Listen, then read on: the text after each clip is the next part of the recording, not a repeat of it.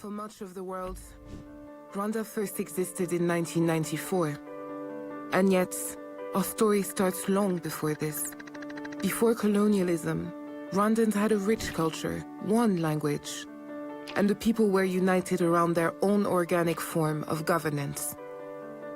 This all changed when colonial powers chose to control Rwandans by ethnicity, creating division and conflict where none had existed previously.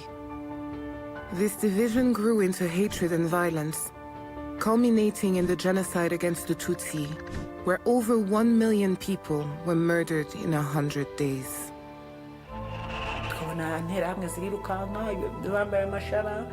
zaba zifite ubuhiri zifite imipanga mu isoko zibyina nta ukanda burende bahiga abatutsi mbese mu buryo bukomeye. Muri Genocide 94 banyiciye imiryango yanjye mu bana 9 nabyaye hasigayemo twana tubiri. Abana ba Mariya babiri n'umugabo wa Mariya abo bose badusanze kuri barriere twe turagera kubica. This genocide was long planned by the government of the time, who used education and the media to divide Rwandans, creating the conditions for the genocide to happen. The preparation of the genocide and of the 100 days of killings happened in full view of the world, who stood by, watched, and did nothing. No one came to Rwanda's rescue. The killings were only stopped when the Rwanda Patriotic Front overthrew the genocidal government.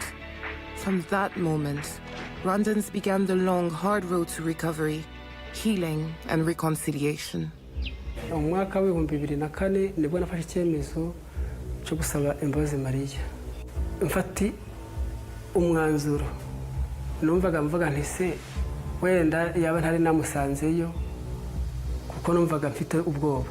Nkongera nkavuga nti se ubundi amaherezo yazaba yahe. Ngize amahirwe rero ubwo nuvuga ngo Mariya asanze ariyo. Nibwo nti uko biri kose urabizi ngende mu bantu nyine bakwiciye ariko noneho ndagira ngo umpe imbabazi. Byagiye bigenda gahoro uko dusabana, uko duhura, uko tuvugana, uko twigishwa hace mu yigisho nyinshi cyane. Ntabwo byari byoroshye. To heal the wounds of a nation where neighbors killed neighbors, and even some family members turned on each other, the new Rwanda had to find a way to deliver justice for the victims, which could manage the scale of the crimes, and could also heal the torn social fabric of our society. So, we turned to our history for the answer. We set up Gacaca tribunals, a traditional form of community justice where citizens elected inyangamugayo, men and women of integrity in their communities, who heard almost 2 million genocide cases. This not only ensured that justice was delivered, but also established the truth of the killings. Reconciliation could begin at last. Gacaca zimaze kugeramo abaturage tugakorana bari abafunguye bakazi. Bagashinjanya.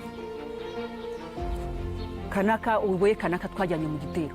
Uwe kanaka twajyanye mu gitero. Ngo kuko abakoze genocide, ngo kuko bagaragaye. Abenshi ro muri Gacaca byatumye bamenya uko ababo bishwe barihangana barabyakira bamenya naho bajuguwe. We asked that the genocide survivors make huge sacrifices by putting aside their desire for retribution in favor of forgiveness and reconciliation.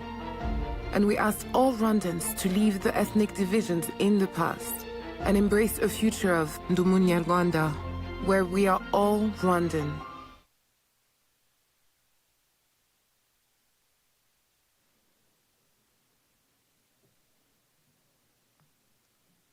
Your Excellency, Ms. Annalena Baerbock, President of the 80th Session of the United Nations General Assembly, Mr. Courtney Rattray, Chef de Cabinet, Executive Office of the Secretary General, Mr. Emmanuel Ugirashabuya, Minister of Justice and also the Attorney General of the Republic of Rwanda, Excellencies, survivors of the 1994 genocide against the Tutsi in Rwanda, dear colleagues and friends, I'm Melissa Fleming and I lead the United Nations Department of Global Communications.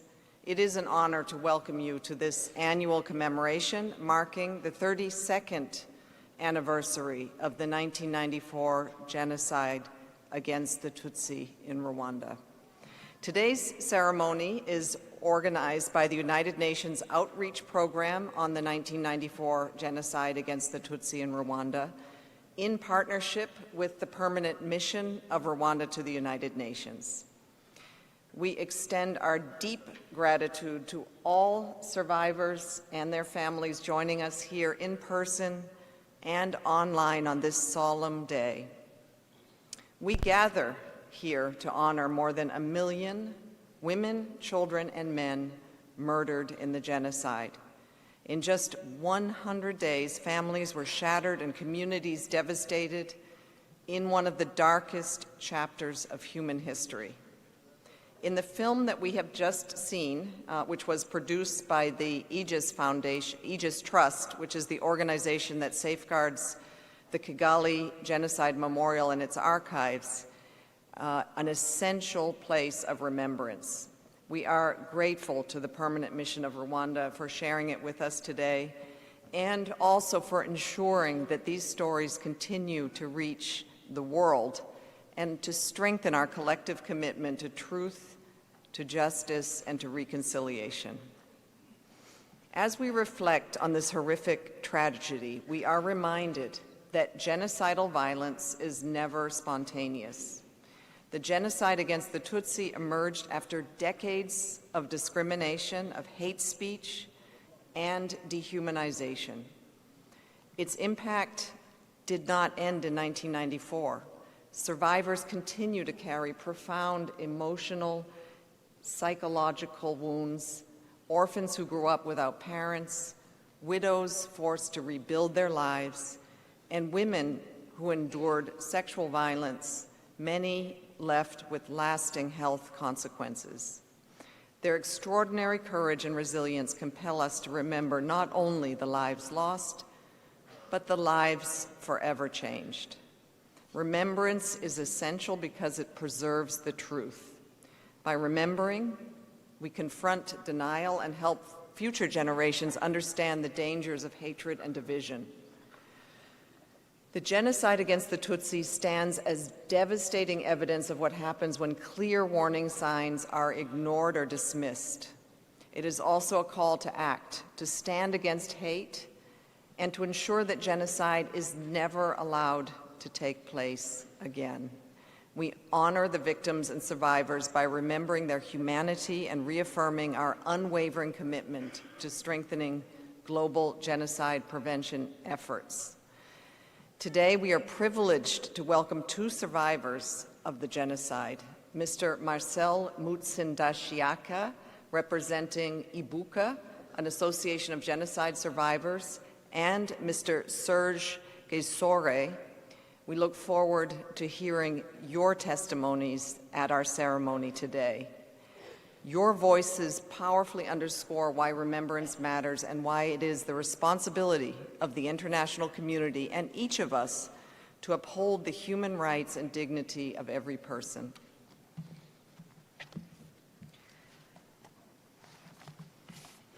So, as we move to the symbolic candle lighting, I would like to acknowledge the Kwibuka Flame of Hope, the permanent memorial installed in the North Garden of the United Nations. It was installed in 2024 and was a gift from the Republic of Rwanda. It stands as a tribute to the victims of the 1994 genocide against the Tutsi, and it is a reminder of our shared responsibility to confront hate before it takes root. It reflects the resilience and courage of the people of Rwanda and calls on all of us to speak out against discrimination, exclusion, and genocidal ideology wherever they appear. Earlier this morning, a wreath was laid at the memorial, which bears the inscription, Kwibuka 32, Remember, Unite, Renew. I now would like to invite our speakers to come forward and light a candle in honor of the victims of the 1994 genocide against the Tutsi in Rwanda. I invite Mr. Courtney Rattray, Chef de Cabinet, Executive Office of the Secretary General, Her Excellency Ms. Annalena Baerbock, President of the General Assembly, His Excellency Mr. Emmanuel Ugirashebuya, Minister of Justice and Attorney General of the Republic of Rwanda, Mr. Marcel Mutsindashiaka, President of the Ibuka USA Survivor Association, Mr. Serge Gasor, survivor of the 1994 Genocide Against the Tutsi in Rwanda, and Mr. Salim Matuk, Charge d'Affaires, Permanent Observer, Mission of the African Union to the United Nations. If I may ask you to please turn on the candles in front of you, and those our guests of honor, once they're turned on, if you could put them in the glass vases in front of you. And everyone else to please turn on the candles in front of you and join us in a moment of silent reflection and solidarity with the victims of the 1994 genocide against the Tutsi in Rwanda. For those of you who are able, may I kindly ask you to stand.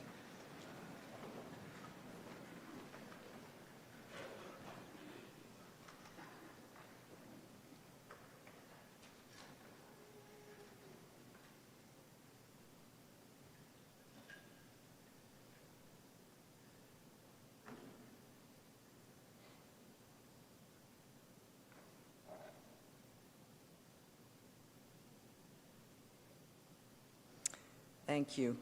Please take your seats. It is now my honor to welcome Mr. Courtney Rattray, Chef de Cabinet, Executive Office of the Secretary General, to deliver remarks on behalf of the Secretary General.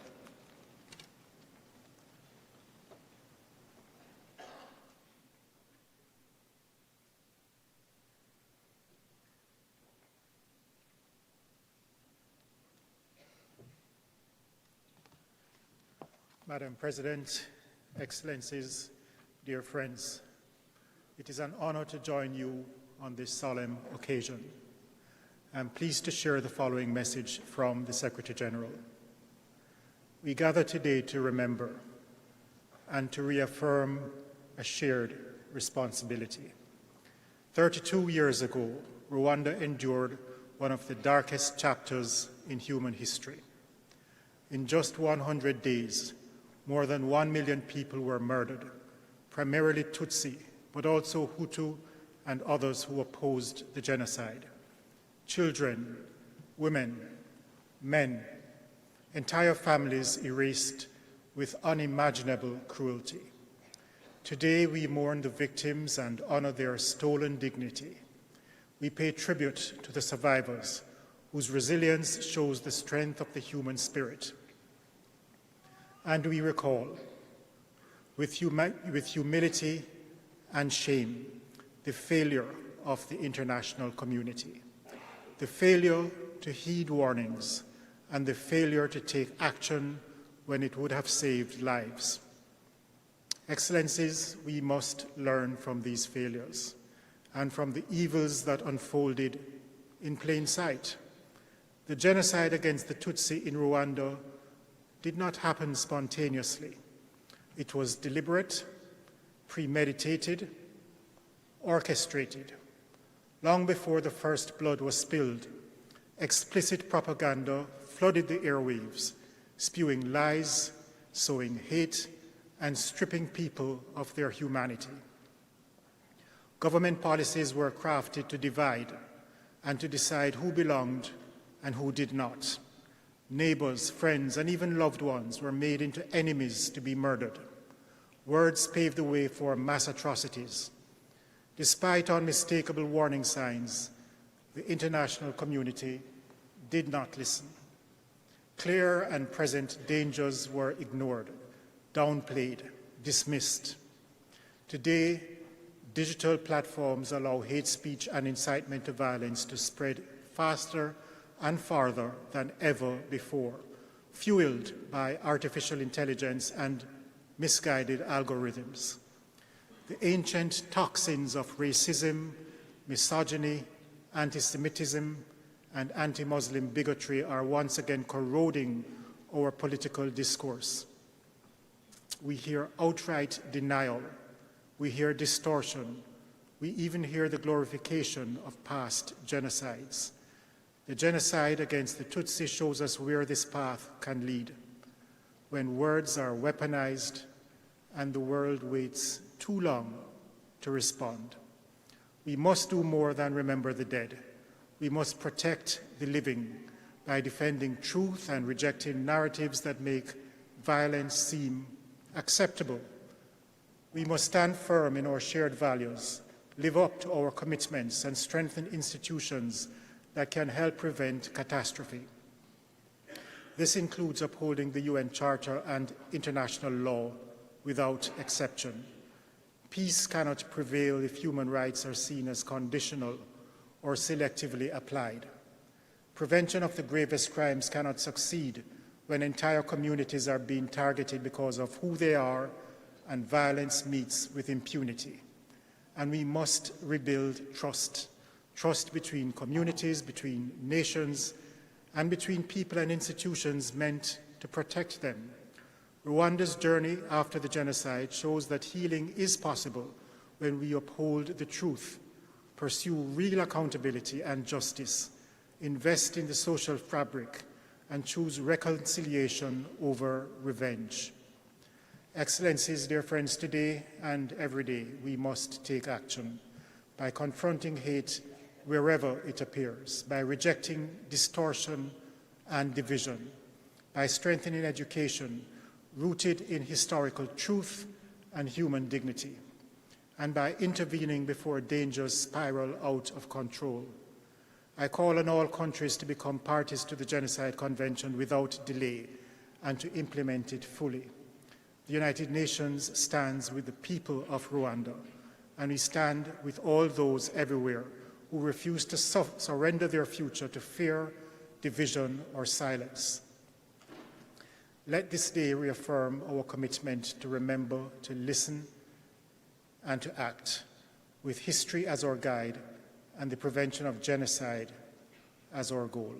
Thank you.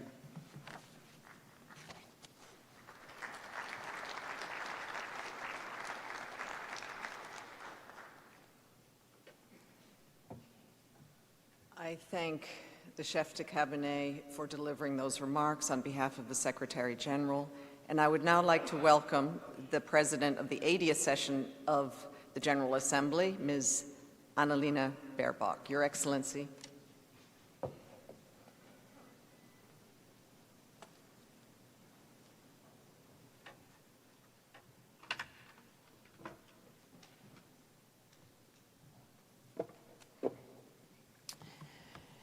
"32 years ago, on this very day, thousands of Tutsis fled their homes and sought refuge at the Naruboye Church outside Kigali, as violence spread across the country. Over 35,000 people, women and men, children and grandparents, crowded into that church, hoping for safety in a house of God.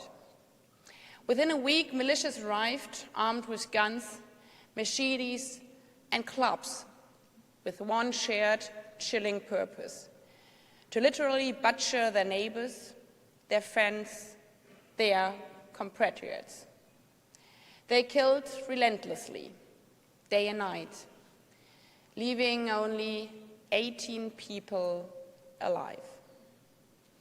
Excellencies, ladies and gentlemen, across Rwanda, similar horrors unfolded, including for our distinguished guest speakers today, Serge Gasor and Marcel Mutsindasha-Yaka, who both survived the massacres as young children, boys, and who now work to support fellow survivors. Their stories and the stories of so many others are enshrined at the Kigali Genocide Memorial.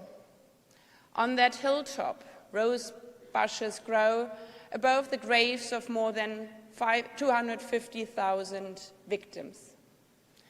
An astounding number, yet only a fraction of the more than 1 million people murdered over roughly 100 days. Over 1 million children were orphaned.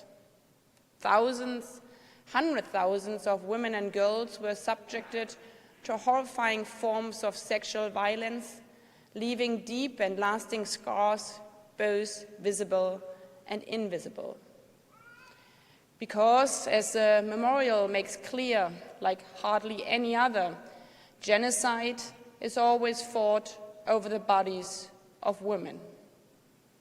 Today, we remember these victims of the 1994 genocide against the Tutsis in Rwanda. We honor the lives stolen. We mourn the families shattered. We acknowledge the suffering that endures. But 7 April is more than remembrance, more than a warning. It is an obligation that never again cannot remain a hollow refrain.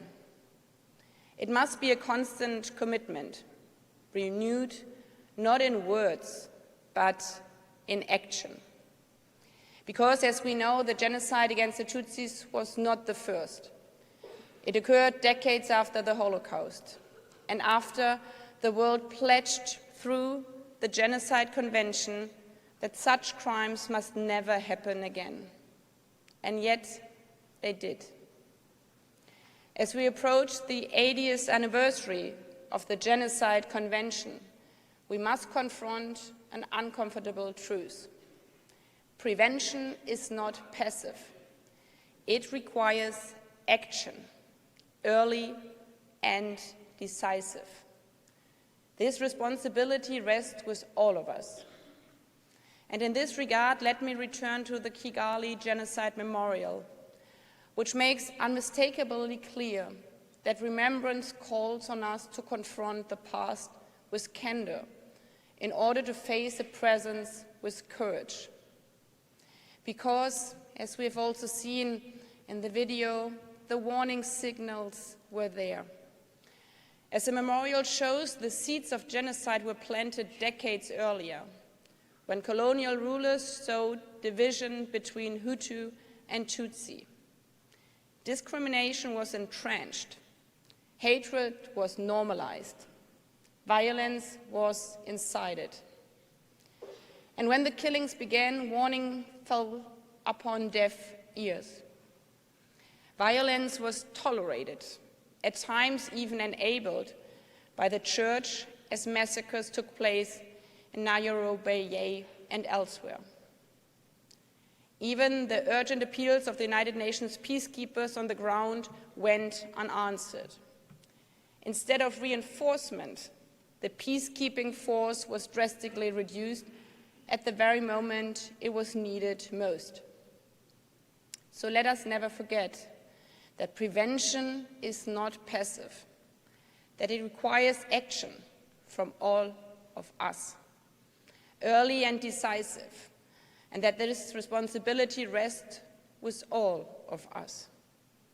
As Secretary General Ban Ki-moon said during his visit to the Genocide Memorial, we failed in Rwanda, we failed in Srebrenica, but you are writing a different future. So today, our task is to ask ourselves, are we truly writing a different future? Because the roots of genocide endure worldwide.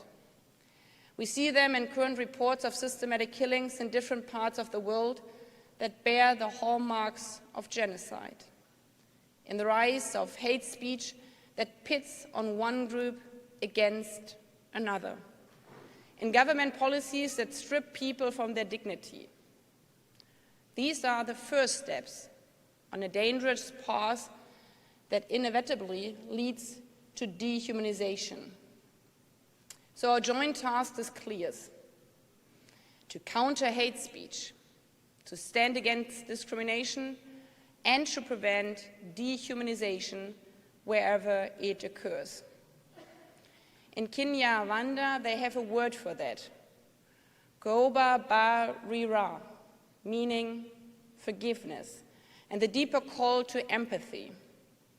We see it in the resilience of the Rwandan people. Through forgiveness and outreach, healing wounds and diffusing lingering tensions. Through the International Criminal Tribunal and especially the community-based Gacaca courts pursuing accountability and truth. Through strong legal frameworks confronting the dangers of genocide denial and ideology. And through the leadership of women, recognizing that lasting and inclusive peace depends on women's full and equal participation.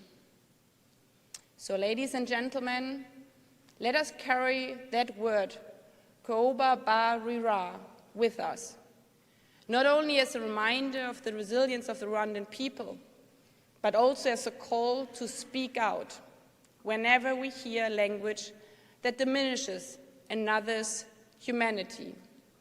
For genocide does not begin with violence. It begins with words. Thank you.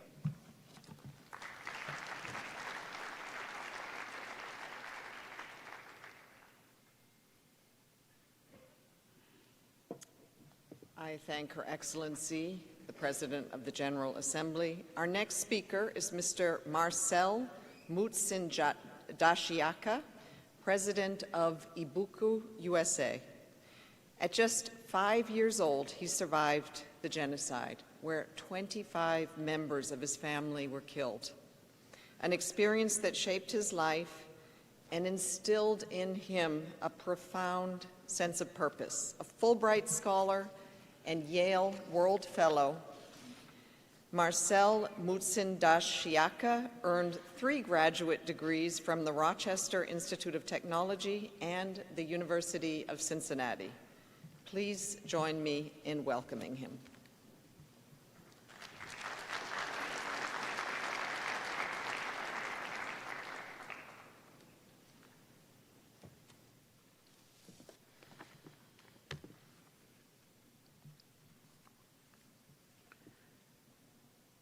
Your Excellency, President of the United Nations General Assembly, Honorable Minister of Justice and Attorney General of Rwanda, Your Excellency, Chef de Cabinet, Your Excellencies, Ambassadors, distinguished delegates, fellow survivors, ladies and gentlemen. My name is Marcel Mutsindashiaka. I live in Ohio. My wife and 2 children are in the audience. I stand before you as a survivor of the 1994 genocide against the Tutsi, and also the President of Ibuka USA. Ibuka means remember.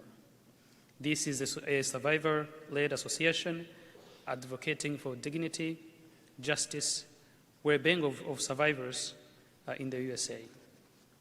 Excellencies, Ibuka is honored to be invited as we mark 32 years since the genocide against the Tutsi in Rwanda. As Ibuka, we thank UN for taking this important step in responsibly commemorating this history. Today, I speak on behalf of survivors, those who endured unimaginable loss and chose to rebuild their lives with dignity. And also, I carry a responsibility to give a voice to more than 1 million lives that were silenced. Excellencies, in 100 days, 1,074,017 Tutsis were killed, targeted simply for being Tutsi.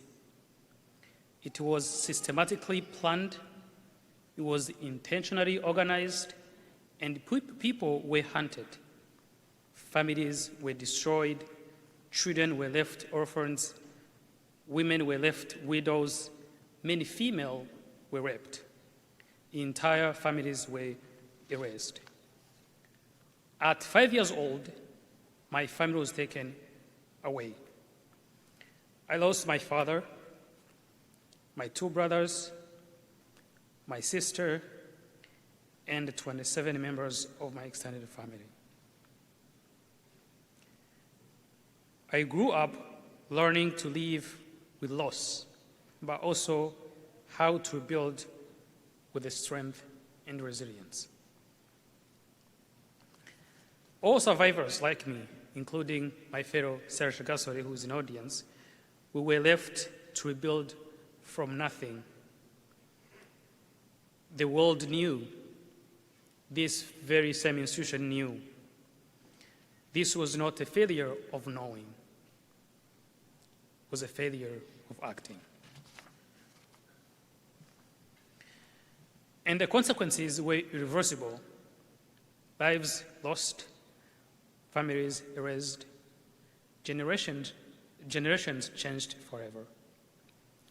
Today, survivors will still live with that cost 32 years later. More than half of survivors will live with the trauma. Over a third will live with severe psychological distress. But the impact does not stop with the survivors. Recent research shows that trauma is carried across generations. It affects our children and descendants, shaping lives even decades later. Healing, therefore, is not only a personal journey, but it is a collective responsibility. At the same time, many survivors face ongoing challenges, health issues, economic hardship, and aging homes.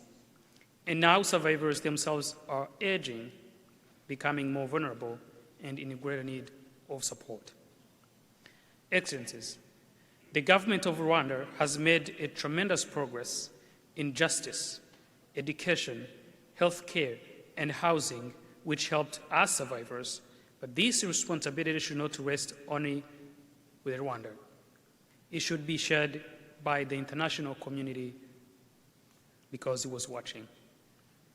Genocide denial continues mostly those who participated in the genocide and their allies. For us survivors, it is another form of harm. It erases truth. It minimizes our suffering. In that region, around Rwanda, anti-Tutsi ideology continues to persist. It fuels violence. It threatens lives. International community still is watching. But for those affected, this is not something to watch. It is something to act on. At the same time, hate speech is spreading faster than ever before. As you know, in Rwanda in 1994, hate radio, Int'l radio, was just one radio and other few media houses. But today, the same danger has multiplied through social media, digital platforms, and artificial intelligence. Hate can reach millions in just seconds. Once again, should we watch or should we act? Excellencies, we recognize and appreciate the role of International Criminal Tribunal for Rwanda, ICTR. It laid an important foundation for justice and accountability. But justice, even today, remains incomplete. Genocide convicts are still at large, including in the region and in other countries where some live freely, where survivors, as we continue to carry the weight of loss, trauma, and daily hardship. For survivors, this is an ongoing wound. Justice delayed is justice denied. No genocidaire should find safe haven anywhere. Justice is not only about accountability, but it's also about memory. The archives of ICTR have not been transferred to Rwanda 32 years after genocide. For survivors, this is about dignity. These archives are truth. They are history. They must be preserved and meaningfully connected to Rwanda, where they belong. Excellencies, even after everything we lost, survivors, we chose to rebuild. We chose life. We chose unity. Some we chose forgiveness. We built families, economies, and communities. But that is the true image of resilience. But you know what? Resilience is not enough. Today I call the United Nations, this very same body, to bring suspects to justice, ensure no genocide convict finds safe haven anywhere, strengthen international cooperation to close the gap of incomplete justice, supporting survivors including long-term trauma and mental health needs, to protect truth, to confront denial, and stop hate before it becomes violence. Never again, it is not just a promise, it should be a responsibility to all of us, humanity. And history will remember not what we said, but what we chose to do. Thank you for standing with the survivors. Thank you for standing with Rwanda.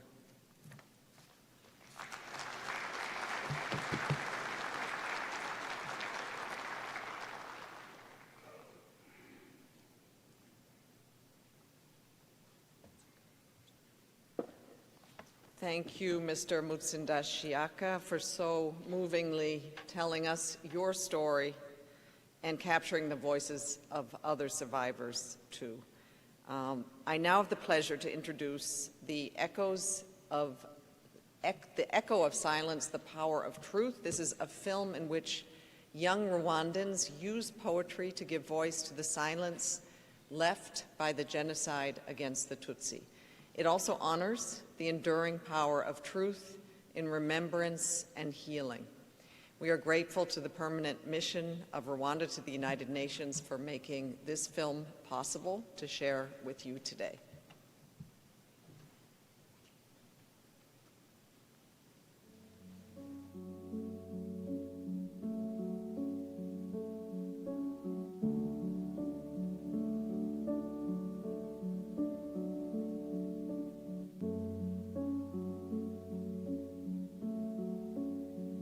We stand in the shadow of 32 years, not just as mourners, but as guardians of the light. We carry the names that were once whispered in the dark and stories that the fire tried to consume. But today, our voices are not just for grief. They are for a warning that we must never ignore.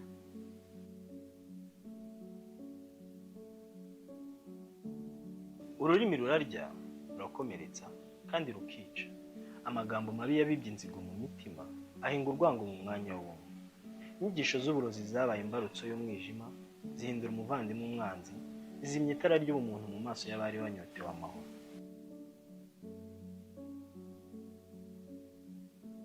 Les mots ne sont pas de simples sons dans le vent. Elles sont des semences qui germent dans le silence. Quand la haine s'habille de discours et de slogans, elle prépare le terrain à l'indicible, à l'horreur. Se souvenir, c'est comprendre que le venin commence par la langue, avant de s'étendre par le feu et par le sang.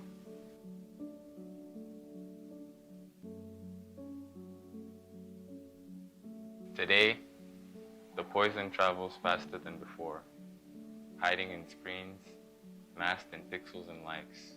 Hate speech has found new corridors to roam, whispering old lies to a new generation. But we, the youth, are the filter and the shield. We refuse to let our platforms become battlefields.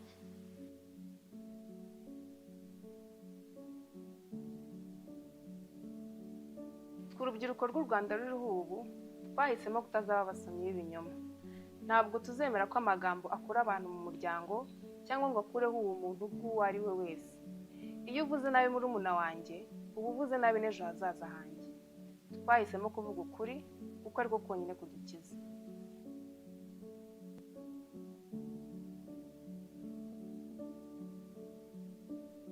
Nous sommes les héritiers d'une résilience sans pareil. Porter les mémoires, c'est aussi porter la parole qui guérit. Refuser les mépris, dénoncer l'insulte et briser les stéréotypes. C'est ainsi que nous honorons ceux qui ne sont plus là. Que notre langage soit un pont et non un gouffre. Un étendue vers l'autre, au-delà des blessures.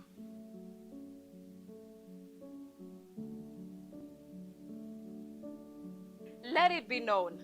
We see the signs and we speak up. When they dehumanize, we dignify. When they divide, we'll multiply our efforts for peace. Hate speech is the spark, and we are the rain. With the steady breath of education and empathy, we will extinguish the flames of division. Kwibuka si ukureba inyuma gusa, ni no kureba imbere. Ni ukureba amaso ya mugenzi wawe ukamubwira mu mvugo yuje urukundo uti uriho kandi urabikwiye. Ntituzigera twemera amagambo y'urwango kugaruka, ko tuzi agaciro k'amahoro twasigiwe n'abazize akarengane.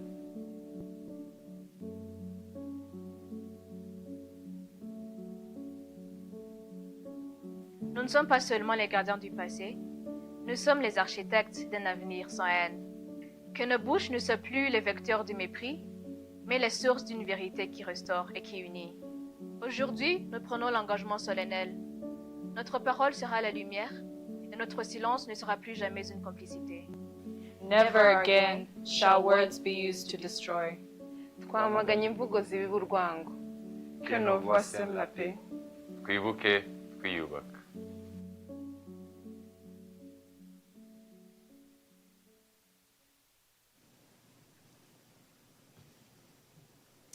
Thank you again to the Mission of Rwanda for sharing the moving short film, The Echo of Silence, The Power of Truth. What an incredible antidote to hate speech. This was produced by the Rwandan peacebuilding and social justice organization, Never Again Rwanda. The film stands as a powerful testament to remembrance, courage, and resilience. And now it is my pleasure to introduce our next speaker. At just 9 years old, Serge Gasor survived for weeks by fleeing and hiding as the genocide unfolded around him. Today, he shares his story around the world to help others understand the consequences of hatred and the urgent importance of preventing genocide alongside the testimonies of fellow survivors. He is also the author of My Day to Die, Running for My Life, a memoir that traces his journey of survival, resilience, and hope. Mr. Gasor, the floor is yours.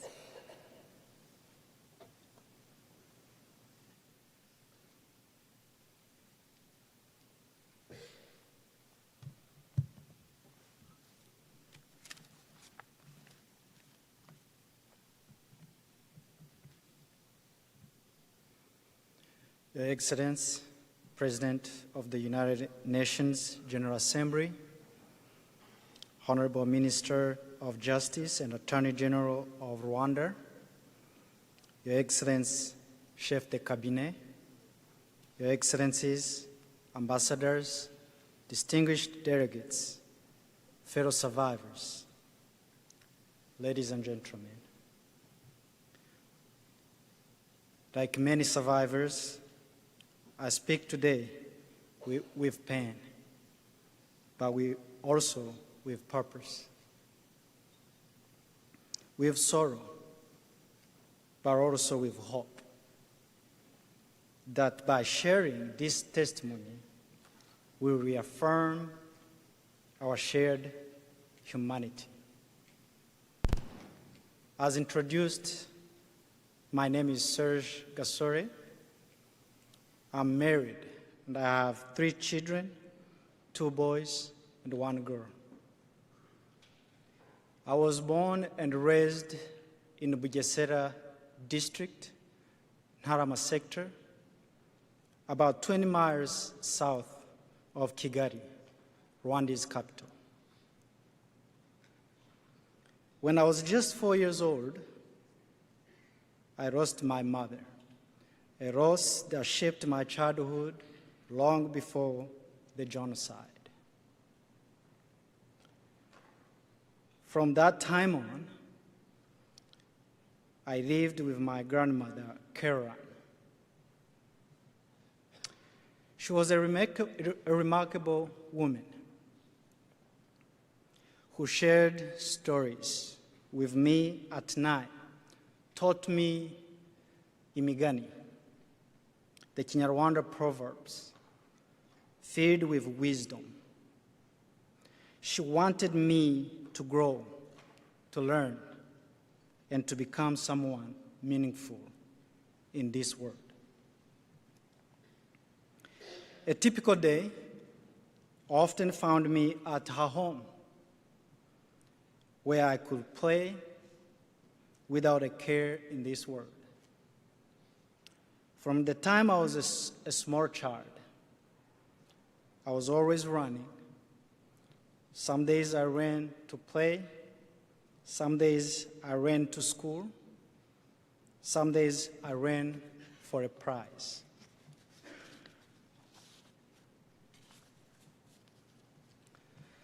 At that time, I believed the world was safe I believed love would always protect me. I was just being a child. At 8 years old, still trying to understand the world, I did not know what hatred meant. I did not understand why people could turn against each other. I only knew fear when everything around me suddenly changed. Then came April 1994. That night, everything changed. Our neighbors, people we had lived with and trusted, turned against us.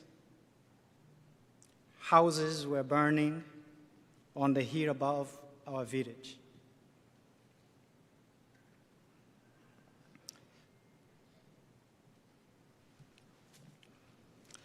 The sky was filled with smoke. The screams of those being killed echoed through the hills. As a child, I did not understand what was happening. I only knew that people were running, crying, and dying, and I had to follow, to hide, to survive. We ran to a place we believed would protect us. That place was Ntarama Catholic Church.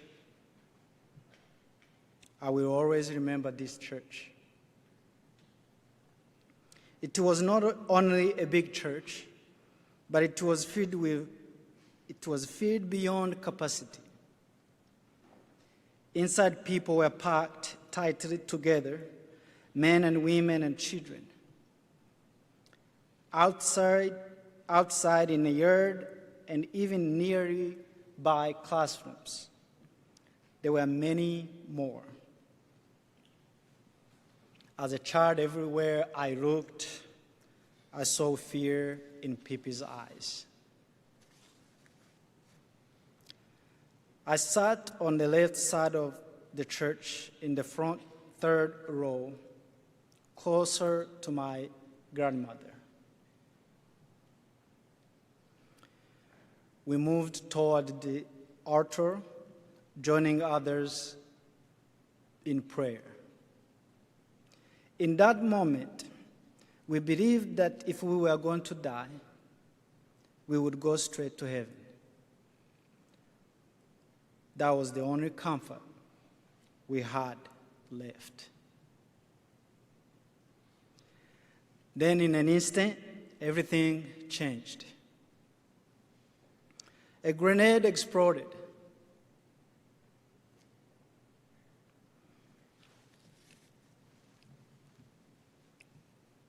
It struck my grandmother. She fell immediately, and her blood covered me.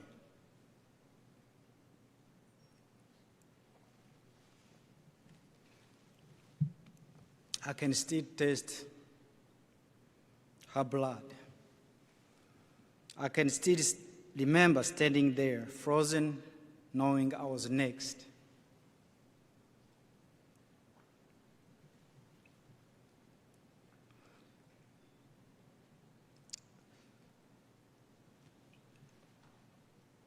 As a child, I could not run, I could not scream, I could not understand.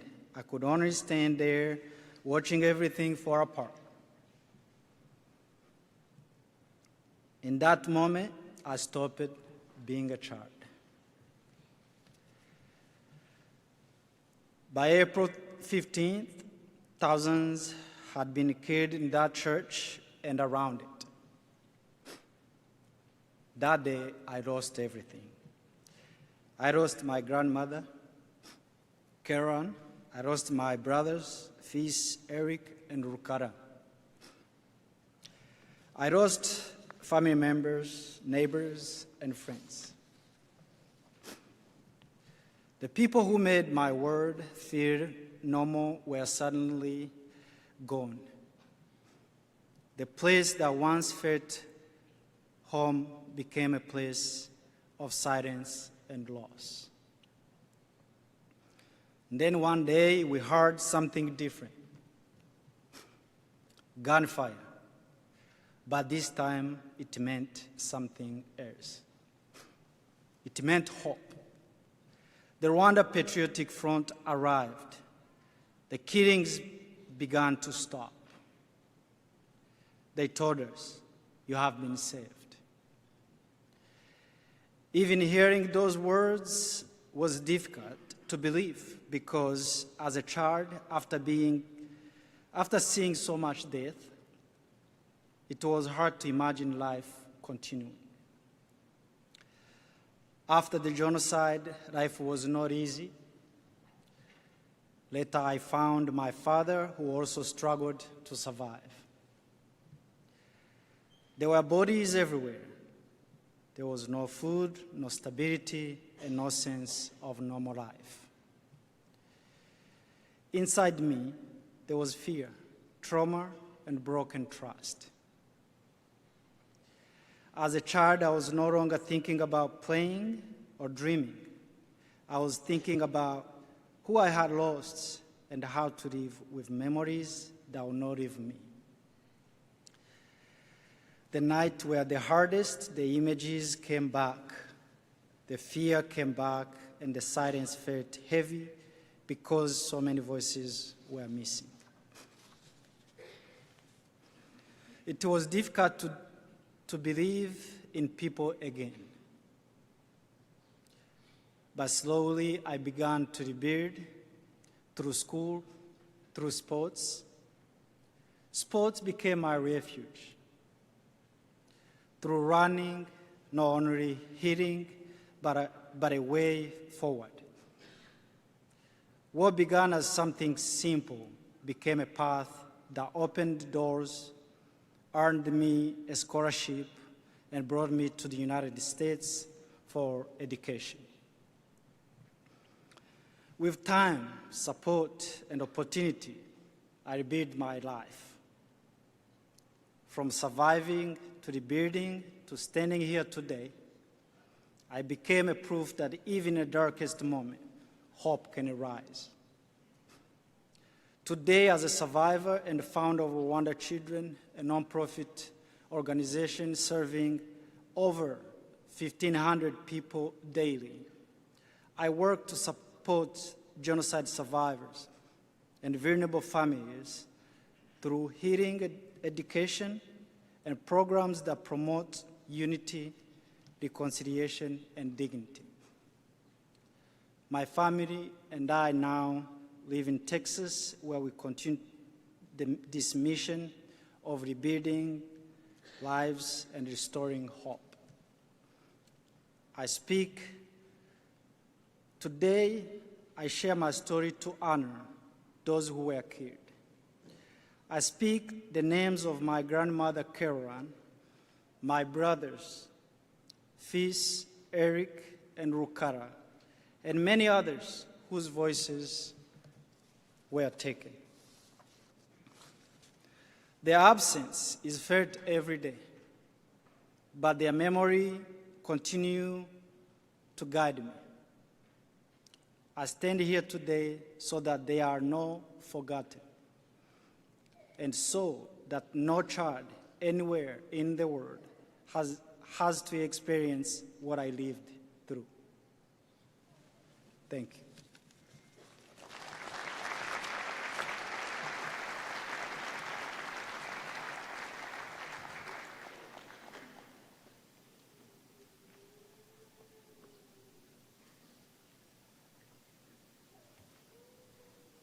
Thank you, Mr. Gasor, for sharing your stirring personal story. I think it will stay with all of us forever. I now have the honor of inviting Mr. Salam Matouk, Charge d'Affaires, Permanent Observer of the Mission of the African Union to the United Nations, to deliver his remarks.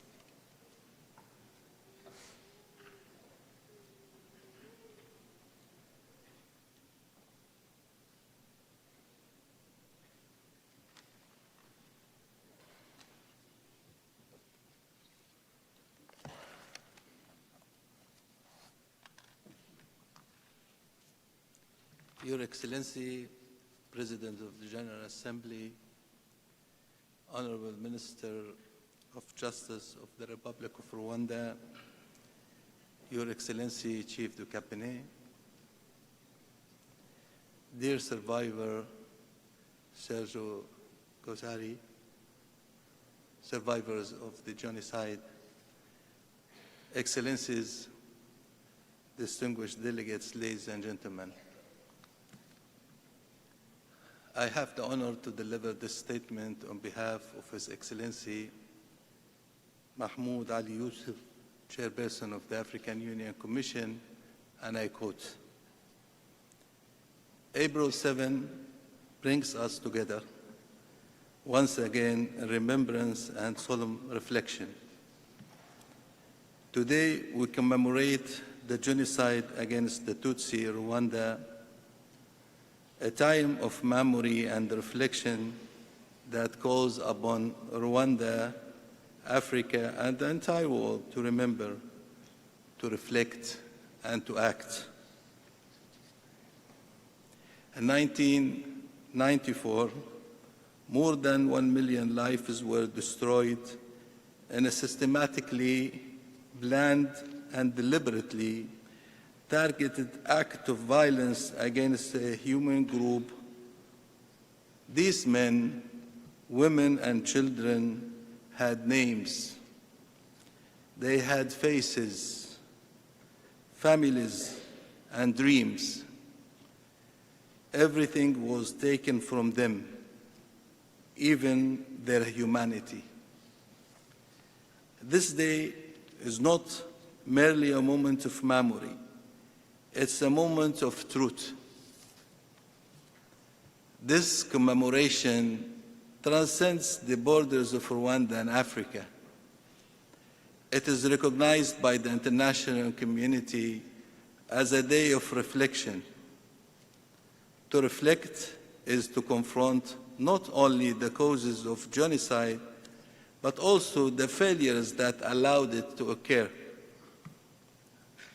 The genocide against the Tutsi in Rwanda was not only the product of hatred, it was also the result of indifference and inaction.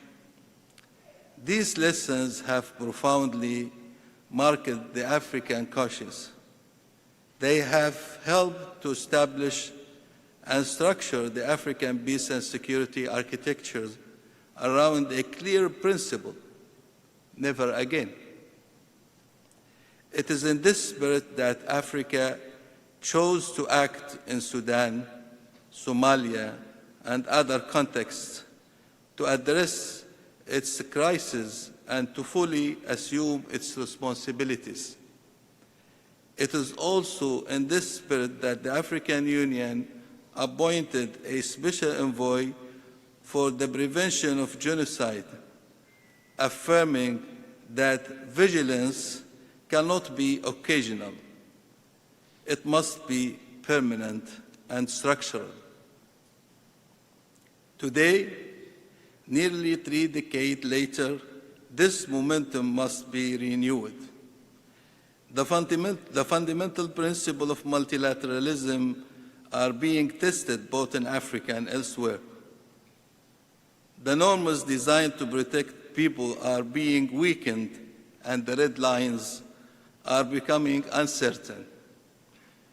At the same time, new threats are emerging. The normalization of hate speech, including in digital spaces, the denial of other, political polarization institutionalized as a model of governance. These dynamics undermine the very foundation of peaceful coexistence. But let us be clear. Africa will never again tolerate organized hatred being turned into a political project. In the face of these challenges, our response must be decisive. The African Union remains steadfast in its determination to prevent mass atrocities, combat hate speech, and promote culture of tolerance, dialogue, and responsibility. Excellencies, nearly 3 decades after this tragedy, Rwanda demonstrates a remarkable trajectory of resilience and transformation. Guided by a clear national vision and the active engagement of its people in shaping their destiny, the economy today ranks among the most dynamic economies on the continent, achieving a GDP growth of 11.2% in the fourth quarter of 2025. This achievement stands as both a tribute to the memory of those who lost their lives and a restoration of dignity for the survivors. The consolidation of the country's institution and its active engagement in peacekeeping operations, notably in Sudan, South Sudan, Mali, and Mozambique, reflect a determined commitment to transform suffering into a force for renewal. This experience reminds us of an essential truth. History is not fate. It can be transformed through the will of the people. I wish to pay special tribute to the women of Rwanda who left alone in the face of the unspeakable. They rebuilt lives, raised families with courage and dignity, laid the foundations for the Rwanda we know today. Their commitment is also reflected in their active participations in the institutions where they contribute fully to governance, reconciliation, peace building. In many ways, they embodied the resilience of a people and the promise of a reconstructed future. Excellencies, ladies and gentlemen, this day is one of reflection. It is also a day of resolve. To remember is not enough. To remember is an obligation to act, an obligation to prevent, an obligation to reject, everywhere and always, the logic of hatred, exclusion, and division. Excellencies, ladies and gentlemen, the genocide against the Tutsi in Rwanda was not merely an African tragedy. It was a failure of humanity as a whole. Today, our responsibility is clear: to ensure that indifference and silence never again allow irreparable to occur. Africa, strengthened by its lessons and experience, will continue to fully assume its role in defending peace, protecting human dignity, and upholding the ideal of living together in harmony. End of quote. I thank you.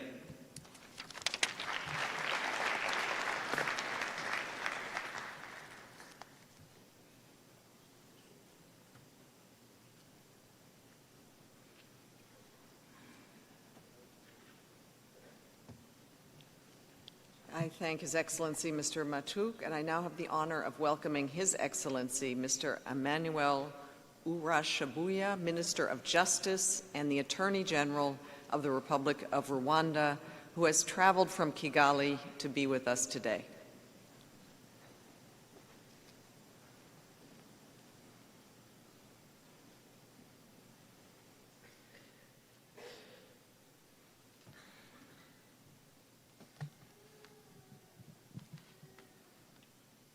Your Excellency, President of the United Nations General Assembly, Your Excellency, Chef de Cabinet, Your Excellency in charge of the African Union, Mr. Serge Gasor, the survivor who just testified here, the President of Ibuka, Your Excellencies, Ambassadors, distinguished delegates, survivors, Rwandans and friends of Rwanda, good morning.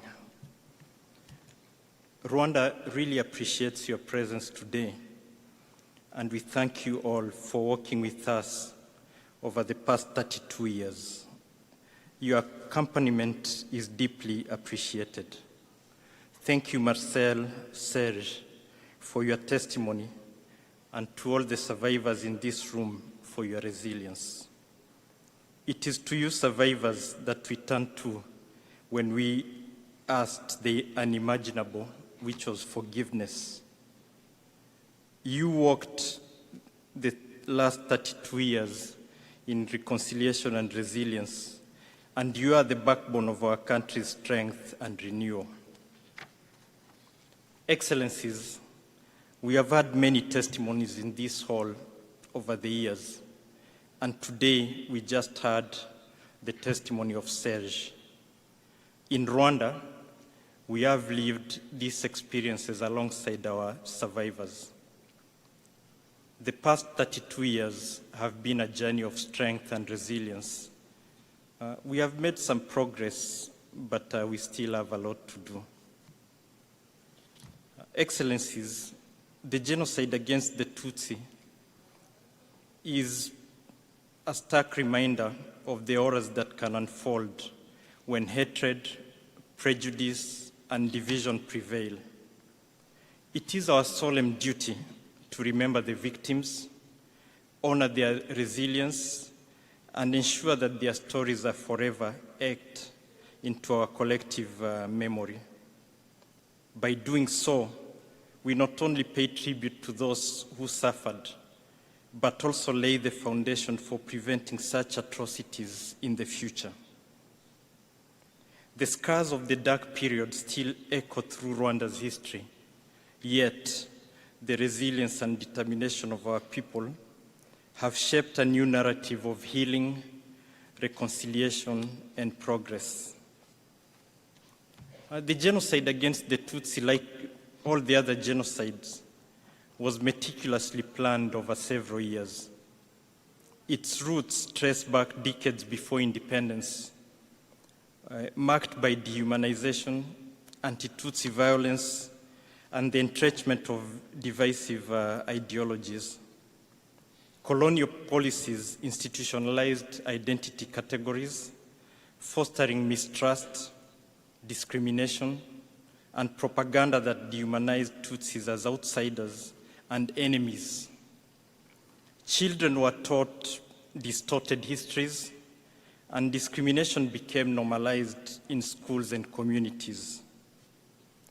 By the late 1950s and early 1960s, violence against the Tutsis had begun, forcing many into exile.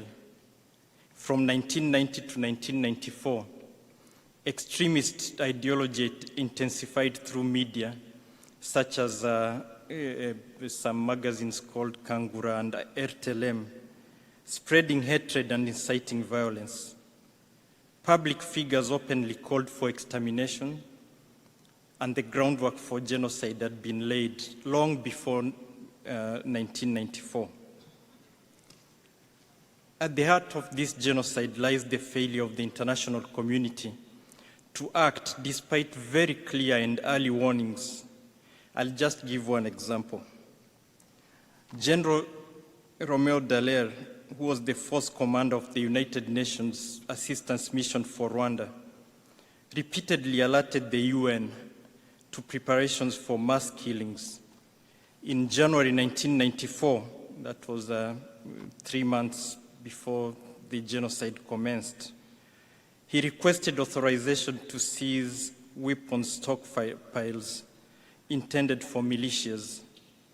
The request was denied. Instead, General Dallaire was instructed to take the information to the then Rwandan government, which had purchased the machetes and involved in planning the ultimate genocide. So this was the order that, the instructions that General Dallaire got. These warnings were ignored, of course, with catastrophic consequences. Rwandans continue to ask why such clear signs were not acted upon. Were the lives of the victims not worth saving? this question remains deeply painful. Excellencies, it is equally troubling that some countries continue to provide a safe haven to genocide suspects. Rwanda's position is very clear. Those responsible must be extradited to Rwanda or prosecuted wherever they are found. After all, we are told and informed by the Genocide Convention that genocide is a crime that transcends borders and justice must follow suit. We are also confronted with the persistence of genocide denial and distortion. Denial is not an opinion. It is actually the final stage of genocide. It erases the truth, rehabilitates perpetrators, and deepens the wounds of survivors. Today, denial finds new life through social media and digital platforms. We've also had artificial intelligence, which is making it even worse. Disinformation spreads rapidly, often sometimes disguised as a legitimate discourse, free speech, making it even more dangerous and harder to counter than in the yesteryears. Your Excellencies, in parts of our sub-region, genocide ideology continues to manifest, unfortunately. Armed groups such as FDLR remain active, sustaining dangerous narratives and threatening lives. Hate speech targeting Tutsi communities is once again being normalized. Public statements echo the rhetoric heard before 1994. This is very real and dangerous. One of the striking examples, among many others, that occurred last year in our region was when, in a national television in our region, broadcast aired an interview with a military spokesperson who delivered an openly anti-Tutsi message, urging citizens not to marry Tutsi women. Such targeting of women, casting them as unworthy of marriage or social belonging, has historically been a precursor to ethnic cleansing and mass violence. Other public figures have reinforced these exclusionary narratives, labeling Tutsi communities as foreigners or enemies in that region of ours. The examples of such hate speech are abound, rampant, and publicly available for anyone who wants to see what is happening. Excellencies, these words are not harmless. They echo the rhetoric that fueled the genocide against the Tutsi in 1994 and serve as a warning that hate, if left unchecked, can escalate into atrocities. The international community must remain vigilant, recognize early signs of incitement, and take action before history repeats itself. Rwanda witnessed similar propaganda before 1994, systematically spread through RTLM, the hate radio, and extremist publications such as Kangura. These outlets warned Hutu men against relationships with Tutsi women. Actually, I think that was the first commandment in the 10 commandments that were there, the Hutu 10 commandments, and portrayed the Tutsi community as a collective enemy. Hate speech is never spontaneous. It is deliberate, normalized, repeated, and broadcast, cultivating an environment where violence can later be framed as self-defense or a patriotic duty. As the British journalist Lindsay Hilsam, the only English-speaking journalist in Rwanda during the genocide, notes, and I quote what she says, "You cannot be objective about genocide. It's not on the one hand the victims are good, and on the other hand they are bad. Nor can you be neutral about denial or those who promote genocide. To deny genocide is to deny our humanity. Excellencies, we must recall June 18th, the International Day for Elimination of Hate Speech, alongside other key days of remembrance, such as the Genocide Against the Tutsi in Rwanda on April 7th, the International Holocaust Remembrance Day on January 27th, and the Day of Commemoration for the Srebrenica genocide in Bosnia on July 11th. These commemorations should not be merely symbolic. They should remind us that hatred, prejudice, and denial are never abstract. They have real human consequences. These commemorations honor the victims, preserve memory, and serve as a call to action. The testimonies from the Holocaust, the genocide in Bosnia, as well as the genocide against the Tutsis in Rwanda, like we heard today from Serge, must not remain confined to these souls. They are reminders of the human cost of indifference and foundation of our collective strength to fight evil. We must therefore actively confront genocide ideology, denial, and hate speech with unwavering determination. These toxic elements are the seeds of the darkest depths of human cruelty.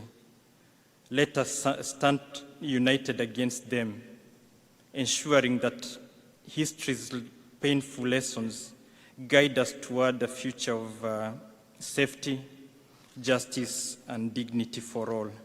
I thank you.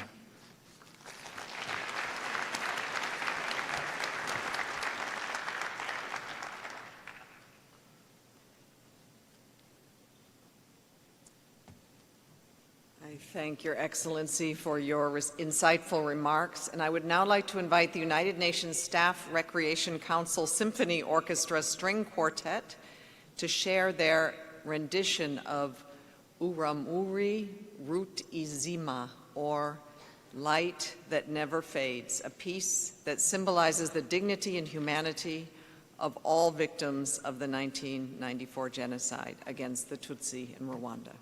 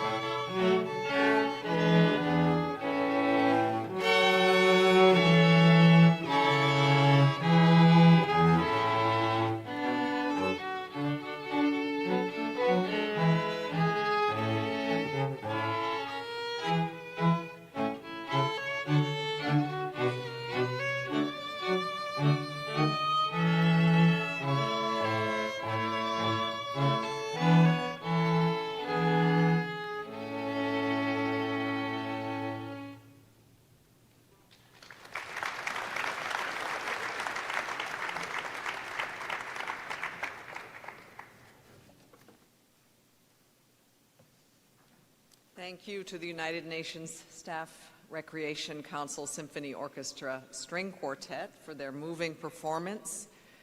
Our commemoration now draws to a close. I want to express my deep appreciation to the survivors, all the speakers, the musicians, and to all of you who gathered here in this General Assembly Hall, and to those who are joining us virtually, for coming together in somber reflection. Today and every day, may the memory of the victims and the survivors of the 1994 genocide against the Tutsi in Rwanda strengthen our resolve to build a world where dignity, justice, and our shared humanity prevail. Thank you.